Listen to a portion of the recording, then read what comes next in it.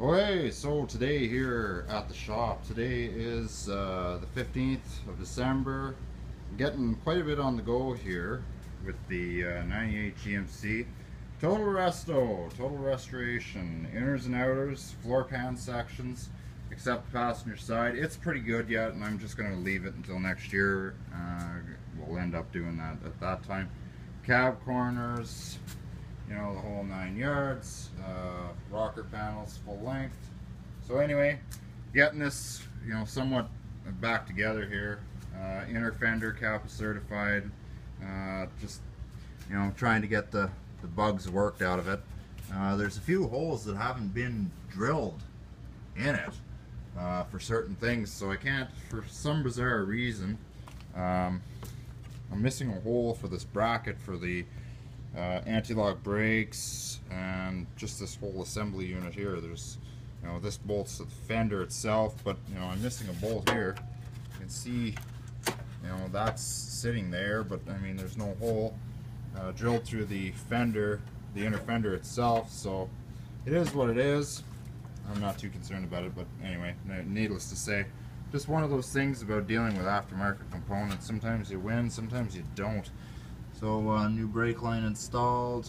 We installed it here. Didn't bleed it.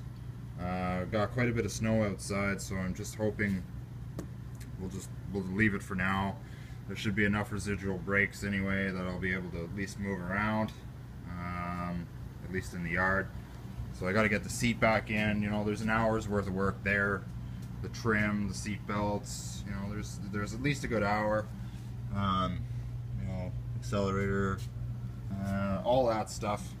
At least a good hour there. So getting there with it slowly but surely. I mean, this was a very long process. This took 3 days. It took 3 days, and we're still not done. We're still going at it. I mean, the rocker's the only thing really left, but there was a few things that ended up going bad that we noticed when we took the floors out. The drive shaft for the four-wheel drive that goes to the front diff actually had bad U-joints. Well, you know, might as well change all that, and then of course with it being a Chev truck, there was a whole bunch of headaches going on when it came to the universal joints, and it actually involved in a few trips to the auto parts store, and yeah, just to get the right ones. But I finally got the right ones, but like I say, it took a lot to get them. So anyway, the inners are in. I'm gonna have to drill holes here to end up getting my trim piece back in, but I'm not gonna put that old busted piece of trim in there. I'm gonna leave it like that without it in there.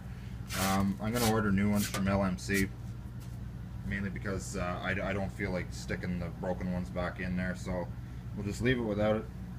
And when I go to do a complete on the truck, paint job and all, new doors and fenders, well then I'll just deal with it then. But so far, we are getting there with the truck. Slowly but